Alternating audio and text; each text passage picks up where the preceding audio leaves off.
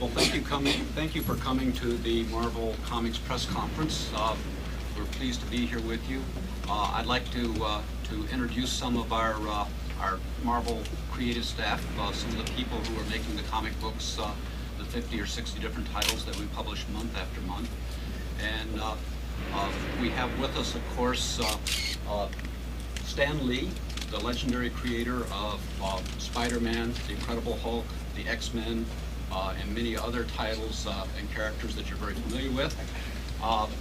We are here celebrating the 35th anniversary of the X-Men, and we're going to be talking about some of the new initiatives that we have at Marvel that should be interesting to our fans and our readers.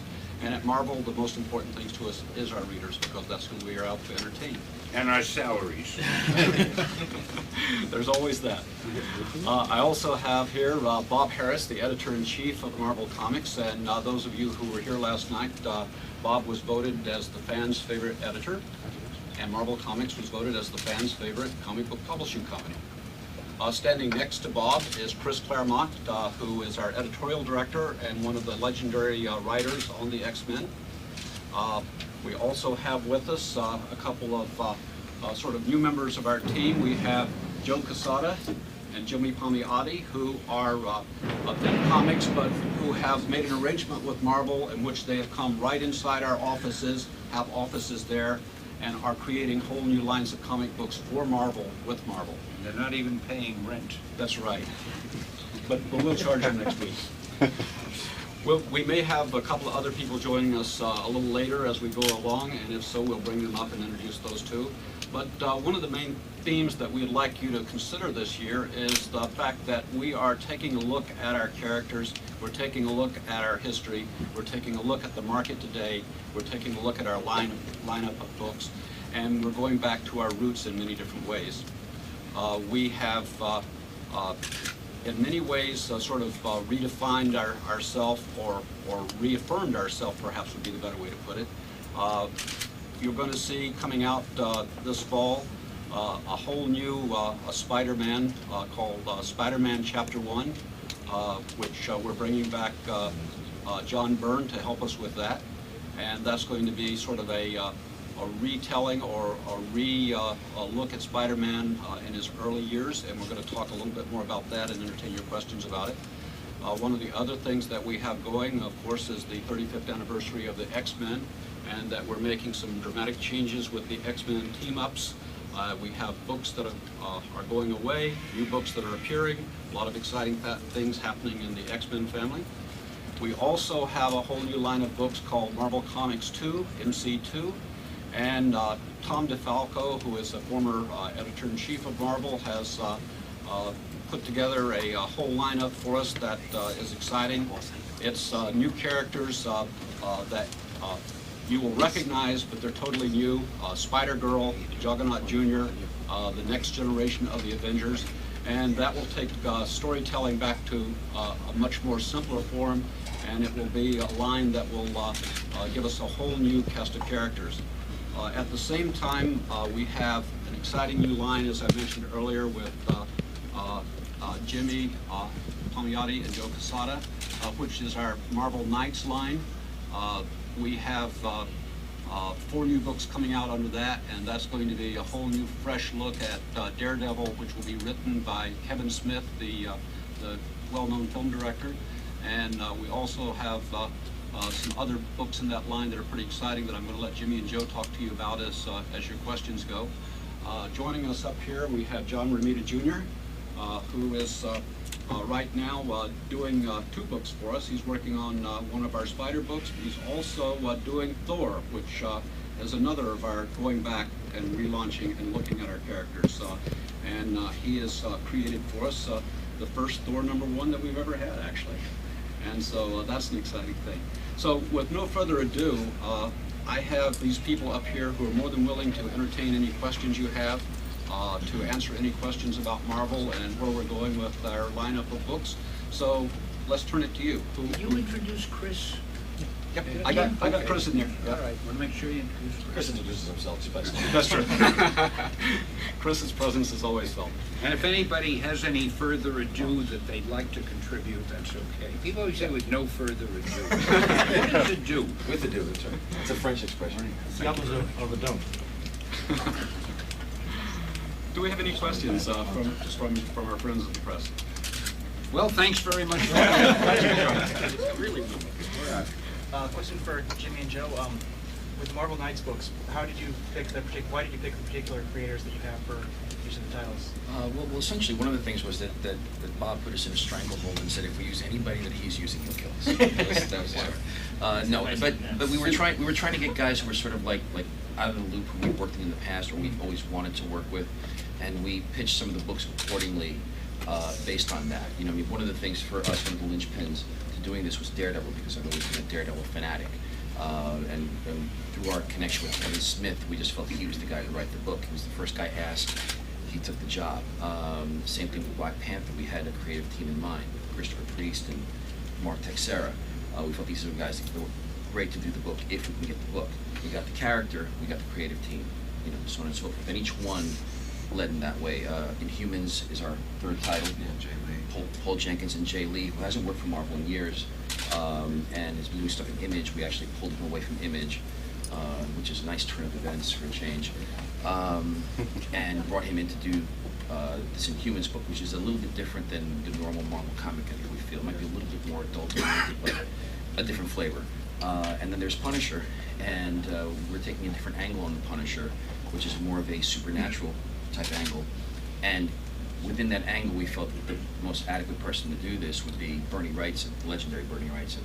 And we had a tremendous proposal from Chris Golden and Tom Stikowski, and it just all flew from that point. So that's how we really picked the characters. They're sort of like, I don't want to call them second-tier characters, right? But there were characters that were not the flagship characters, but we felt that, you know, inherently there was something underneath there that really could make them do something great. They were full of flavor. Wait till I tell Bernie Wrightson the best word you could get for him was adequate. Joe said that. He said legendary. I heard legendary, adequate. One of the whole purposes of doing some of the packaging type deals that Marvel is doing is to create little skunk works to allow us to bring some new viewpoints into the Marvel Universe, and also to bring in some new creators that we might not be traditionally or more recently working with. So we're very pleased that Joe and Jimmy have been able to attract some people who hadn't been working for Marvel. And They attracted me. They're attractive guys themselves, actually. If ever you need cookies, these guys have the best boxes of cookies in people. And he does a hell of a spaghetti sauce too. Hope you didn't drive after those cookies.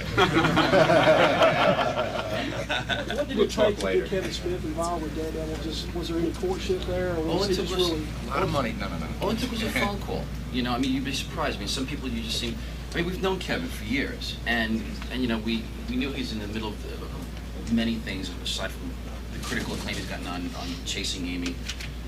Sometimes it's just like, well, you know, boy, wouldn't it be great to get this guy on this book? And yeah, but they never do it. And once you adopt that attitude, well, they're certainly not doing it. So all it really took was a phone call, you know. And I happened to get him on the first ring, and I just asked him straight out. I said, we have this thing sort of going with Marvel, and Daredevil's one of our characters. Would you like to do it? And he was like, yes. We looked at it as a return favor too, because Yeah. we did some work on Mallrats and Chasing Amy, so he kind of owed us one, you know. And he's also totally in love with the character. I mean, he just loves Daredevil, so it was a natural thing. it's going to be a lot of fun. Yeah. And also, why not take advantage of a guy who's put comic books, especially in these past couple of years where comic books have sort of been leaving the mainstream, a guy who's constantly pushing it in the face of the mainstream with his movies. You know, every single one of his movies is comic related. He's doing comic adaptations of his characters in his movies. It just seemed like a perfect marriage, you know, and he's never really done anything with a superhero, so. Even Stan had a part in one of his movies. That's right. Yeah, when you say he never did anything with a superhero, don't forget, I was in his movie. A great performance. This question is for Stan Lee. With this tremendous collection of talent, is going into it this time feel like it did 30 years ago? Do I feel like years ago? Yeah. Better. I mean, it's even more exciting now. Years ago, we didn't have the facilities. We didn't have all the support that we have now. I mean, I really think Marvel, you know, we were in bankruptcy, as you know, and we were kind of holding back and things weren't that good. We're getting out of bankruptcy now. The bankruptcy didn't affect us creatively, but it affected us financially. And now that we're getting out of the bankruptcy, we've got all the great creative talent anybody could ever want. And we've got the money, we're going to have the money to support it. So I think there's going to be a whole new Marvel age coming up. And that's the reason I'm here. I want to make sure I'm still part of it. I don't want to be forgotten, because it's going to be really great from now on. Spider-Man has always been one of your trademark characters. How does it feel to have the stories that you originally wrote being reinterpreted, years later by a creator like Marvel? Well, in this business, you can't hold on to anything. I mean, you create something, but at some point, other people are going to be taking over. And as long as it's people who are as talented as these guys doing Daredevil and so forth, and this guy doing Thor, and John Byrne doing Spider-Man, I'm as flattered as hell. And it's such fun seeing how other people interpret these characters. And what it does, it gives these characters, in a sense, a life of their own. They're not stagnant, but they keep changing with the times, and they're continually done in new styles. And I think that's important. I think if you keep something the way it's always been, people get tired of it. So actually, all of these new guys are really doing me a hell of a favor. They're keeping these characters alive and exciting. What do you think has been done unless it was done before us? So it kind of gave us something to Don't you stand on. forget it. It's not a matter of reinventing the wheel, It's just sort of like retreading it a little bit, If you look back at just classic formulas, whether it be in athletics or in art, a great baseball team is a great baseball team. The fundamentals are the same. The players change, the salaries change, maybe the style of play changes a little bit, but the fundamentals are the same. It's the same thing with the stuff that Stan, Jack, and Johnny's dad, and all the other guys created at Marvel. It's the actual formula is classic, and you just update it a little bit. You just give it a fresh coat of paint, and it'll still work. On that, how much pressure is it to keep to go have such a historical character and then have to create new storylines for it? Because if it doesn't do well, then you have all that pressure. I'm writing for Thor, or I'm doing the Punisher, or something like that. The pressure, it's just Well, a we matter- didn't get the sales yet, so we really don't know how much pressure. The pressure comes later. I don't know about the writing end of it, but when I'm working on Thor, I put a lot of Jack Kirby's reference, his artwork, up on the walls around me. And I don't know if it's intimidating, but it kind of, you look at your artwork and you say, well, this is not quite what I have up on the wall. So as an artist, it's intimidating to have Jack stuff all around you. But I can't imagine it as a writer, because I'm not the writer. So you do your best, and hopefully somebody will appreciate it. I read Stan's stuff from when I was first reading comics, and I don't know if I was intimidated by the writing, but I know I was intimidated by the artwork, which is not a whole lot of fun to have. You Jack could have stuff. been intimidated by the writing too, couldn't you? Well, but I wasn't a writer. I didn't try to emulate, so emulating Jack Kirby or trying to do something close to that is not a lot of fun. But well, it's fun as an artist, but it's not a lot of fun trying to come close to it. Of course, I understand that. When I was writing, I had Shakespeare's stuff all over. Well, he probably remembered it. At some point, you just have to. I'm sorry. My name is Chris Bichello. I'm the artist on Uncanny X-Men. Sorry, I'm late, but at some point, following in Legend's footsteps, you have to put. It's very intimidating in the beginning to take it on, but at some point, you have to put all that aside and put your own best foot forward and do the best you can on the product for the work. Chris, if it's any consolation, there are probably 1 million artists that are going to be intimidated when they try to do stuff that you have done. Oh, thank you. Chris is one of the greats. And the same with you guys. Can you imagine somebody trying to follow?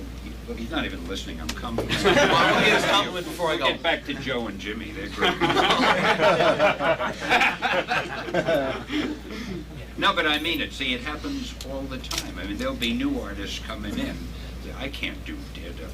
I got his stuff all over. Jesus, who can do that? Of course, Thor is easy, and I can say that now. He's not. Anybody can do Thor. Sorry, I'm boring you, Johnny. Do we have another question? Yes. There's a general consensus that the comic industry is down and readership is down. However, that a lot of